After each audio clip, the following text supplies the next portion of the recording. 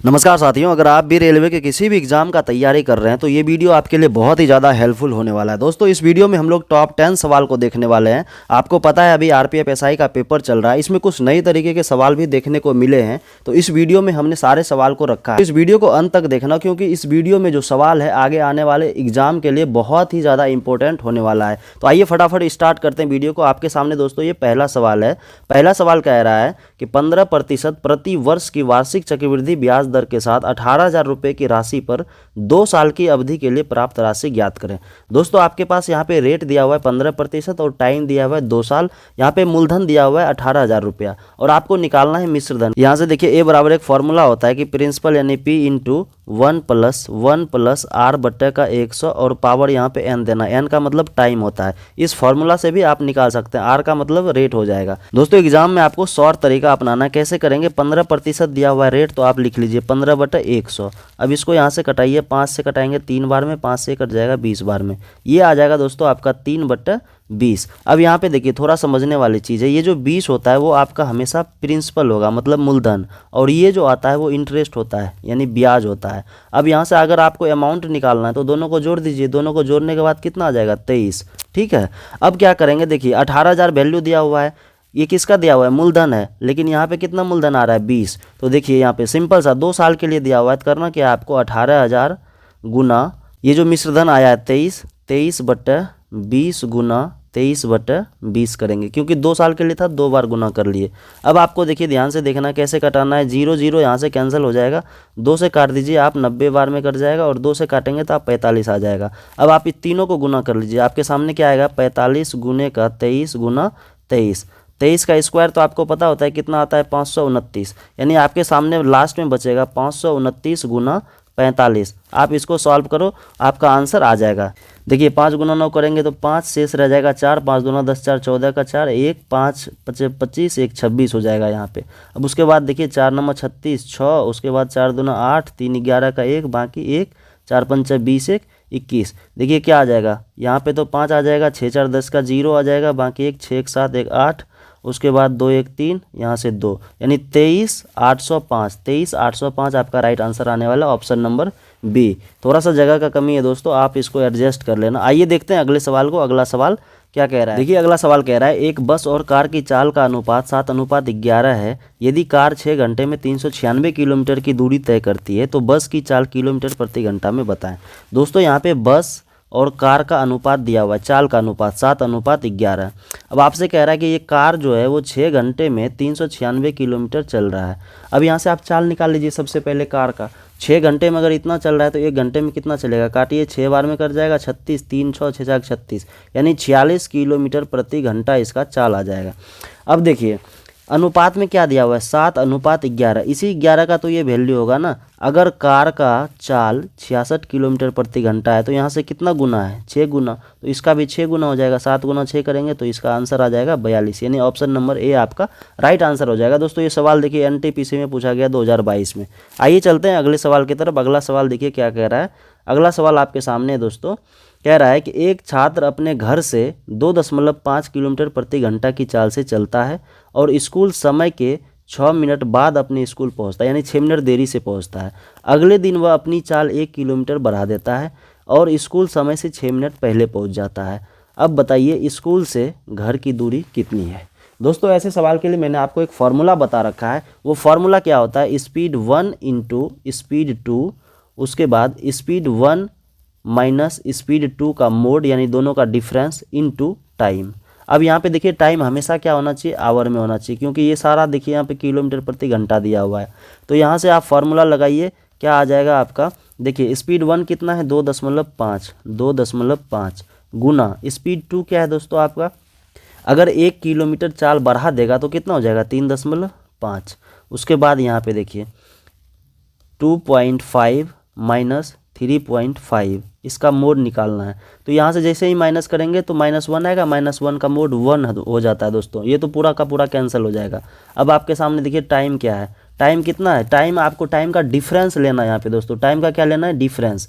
6 minute ये देरी से पहुंचता था और 6 मिनट पहले पहुंचने लगा, तो टाइम डिफरेंस कितना हो गया? 6 6 12 मिनट हो गया। देखिए कोई देरी से पहुंच रहा है, अब कोई पहले पहुंचने लगा, तो ये टोटल ना हो जाएगा पूरा टाइम जो होगा अपना 6 12 मिनट हो जाएगा। 12 मिनट को घंटा में बदलने के लिए 60 से भाग, यहाँ से देखिए 12 पंचे 60, 5 से। अब इसको कटा दीजिए, 5 से कटाएंगे तो आपको यहाँ पे पता चलेगा 0.7 आएगा। अब इसको गुना कर लीजिए, 7 बचे 35 का 5, 3 7 दूना 14, 3 17 और 2 अंक के बाद दशमलव, यहाँ पे 1.75 किलोमीटर आपका राइट आंसर हो जाएगा, यानी कि ऑप्शन नंबर बी आपका करेक्ट आंसर होने वाला है। दोस्तों इस फॉर्मूला को ध्यान में रखना है, स्पीड 1 इंटू स्पीड 2, उसके बाद देखिए स्पीड 1 और स्पीड 2 का जो है डिफरेंस है वो मोड में होना चाहिए, हमेशा पॉजिटिव लेना है आपको, और टाइम का डिफरेंस लेना है वो आवर में लेना है हमेशा। आइए चलते हैं अगले सवाल की तरफ, देखिए अगला सवाल क्या कह रहा है। दोस्तों अगला सवाल आपके सामने कह रहा है कि ए और बी किसी कार्य को क्रमशः 12 दिन और 8 दिन में पूरा कर सकते हैं। यदि ए और बी दोनों एक साथ मिलकर कार्य करते हैं तो कार्य करने में कितने दिन लगेंगे, यानी कितने दिनों में कार्य वो पूरा हो जाएगा। दोस्तों ऐसे सवाल को करने के लिए आपको क्या करना है, देखिए ये जो 12 दिन दिया हुआ है और 8 दिन, यहाँ से देखिए ए है अपना और ये बी है। ए कितने दिन में कर रहा है, 12 दिन में, ये कितने दिन में कर रहा है, 8 दिन में। तो दोनों का आपको लेना है एलसीएम, दोनों का एलसीएम ले लीजिए, कितना आ जाएगा दोस्तों, 12 दूना 24 आपका एलसीएम आ जाएगा। अब यहाँ से देखिए ये 3 ये 2, ये क्या आ जाएगा, कार्य का एफिशिएंसी आ जाएगा। ये 3 काम कर रहा है, ये 2 काम। अब देखिए टोटल काम अपना 24 है और एक दिन का काम कितना हो जाएगा, 3 और 2 5, तो टोटल काम कराने के लिए 24/5, यहाँ से भाग दे दीजिए, 5 चौके 20, 5 8 40, यानी 4.8। ऑप्शन नंबर ए आपका राइट आंसर आ जाएगा। दूसरा तरीका जो है दोस्तों, दूसरा तरीका देखिए कैसे बनाता है, कुछ लोग ऐसे भी बनाते हैं इसको, 1/12 करेंगे और प्लस 1/8। अब वही सेम चीज़ है, ये भी दोनों को उल्टा दिए, 1/12 जो 1/8, दोनों का एलसीएम लेंगे, 24 आएगा, 12 से भाग देंगे, फिर 2 बार में 2 प्लस यहाँ पे 3 हो जाएगा, कितना आ जाएगा ये आपका 5/24। अब फिर से इसको उल्टा दीजिए, 24/5, जैसे ही भाग देंगे आप 4.8 आपका फिर से राइट आंसर आ जाएगा, ऑप्शन नंबर ए। चलिए अगले सवाल की तरफ चलते हैं। उम्मीद है कि आपको ये चीज़ समझ में आ गया। ये सवाल देखिए ग्रुप डी में पूछा गया 2022 में। देखिए अगला सवाल अब आपके सामने है। अगला सवाल क्या कह रहा है दोस्तों, अगला सवाल कह रहा है कि 2 प्रकार के चावल जिनका मूल्य 38 रुपया प्रति किलो तथा 42 रुपया प्रति किलो है, समान मात्रा में मिलाए जाते हैं, मिक्स किया जा रहा है, और रुपये 45 प्रति किग्रा यानी 45 रुपया प्रति केजी के भाव पर बेचा जाता है, तो प्रतिशत लाभ ज्ञात करिए। दोस्तों ऐसे सवाल यहाँ पे देखिए रेशियो आपका समान है तो फिर ये इजी हो जाता है, समान मात्रा में मिलाना है तो आप 1 केजी इसका ले लीजिए, 1 केजी इसका ले लीजिए। तो 1 केजी अगर इसका लेंगे तो 38 रुपया लगेगा और 1 केजी इसका लेंगे तो 42 रुपया लगेगा। टोटल कितना हो जाएगा, 42 8 50 30 80 रुपया, 80 रुपया, यानी कि ये आपका क्रय मूल्य हो गया। 2 केजी चावल आप खरीदे हैं, 2 केजी चावल खरीदे हैं और सीपी कितना हो गया, 80 रुपया। अब कह रहा है आपसे 45 रुपया प्रति किलो उसको बेचना है, कितने पे बेचना है, 45 रुपया पे। अब आप खुद बताओ एसपी आपका क्या हो जाएगा, 2 किलो बेचेंगे 45 पे तो 90 रुपया मिलेगा। 80 में खरीदे थे, 90 में बेचे, कितने का लाभ हुआ, 10 का लाभ। कितने रुपया पर, तो हमेशा लाभ सीपी पर होता है, यानी कि 80 रुपया पर। इसको प्रतिशत में बदलने के लिए आपको गुना करना है 100% से। तो यहाँ से कटा दीजिए, 0 0 कैंसिल, 100/8, 100/8 का मतलब 12.5% आपका करेक्ट आंसर हो जाएगा। दोस्तों आइए चलते हैं अगले सवाल की तरफ। देखिए अगला सवाल आपके सामने क्या कह रहा है। देखिए अगला सवाल कह रहा है कि 100 लीटर के एक मिश्रण में दूध और पानी का अनुपात 3:2 है। यदि इस अनुपात को 1:2 करना हो तो और कितना पानी डालना होगा। ध्यान से देखिए दोस्तों, 100 लीटर का ये मिश्रण है और जो पहले अनुपात था दूध और पानी का, दूध यानी कि मिल्क हो जाएगा और ये वाटर, इसका अनुपात था 3:2। बाद में क्या करना दोस्तों, 1:2 करना है इसको। अब इसमें कह रहा है कितना पानी मिलाना पड़ेगा, ये पानी मिलाना है। अब ध्यान से देखिए, जिस चीज़ को हम मिलाएंगे वो तो ऊपर नीचे हो सकता है, लेकिन जिस चीज़ को नहीं मिलाएंगे वो तो हमेशा बराबर होना चाहिए।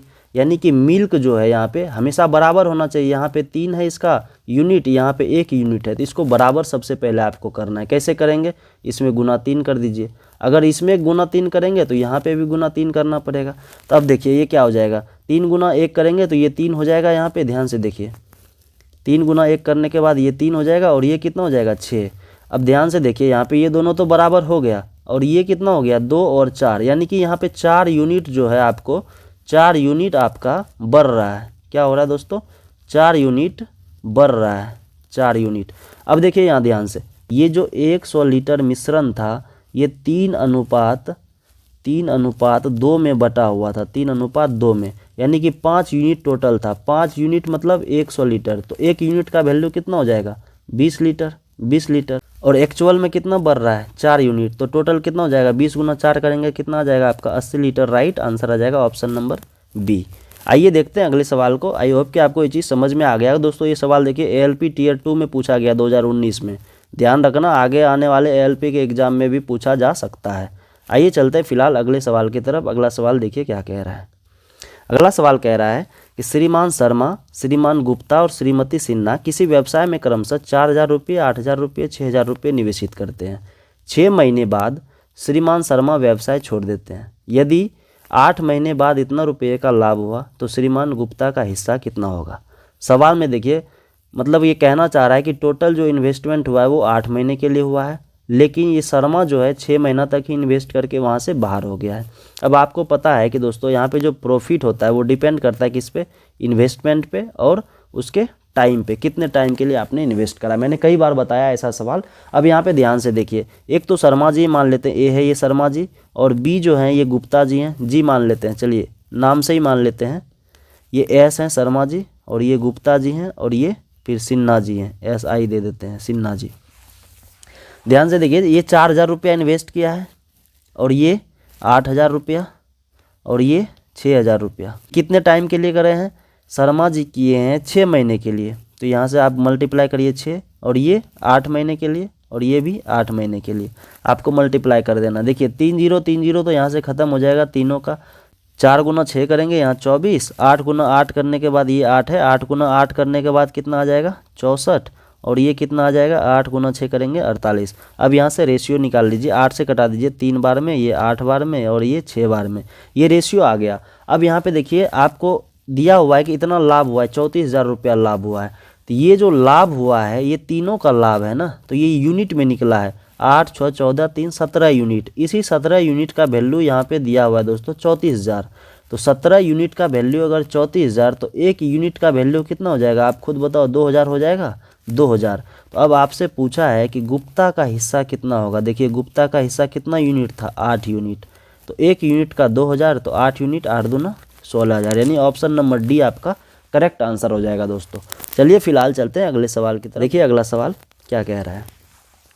अगला सवाल है दोस्तों कि 2250 रुपये पर 2 वर्ष के लिए 3% साधारण ब्याज प्रति वर्ष की दर से अर्जित ब्याज होगा। आपसे ब्याज पूछा है, ये सिंपल है। देखिए ये सवाल भी RRB ALP में पूछा गया, टेक्नीशियन में भी पूछा गया 2018 में।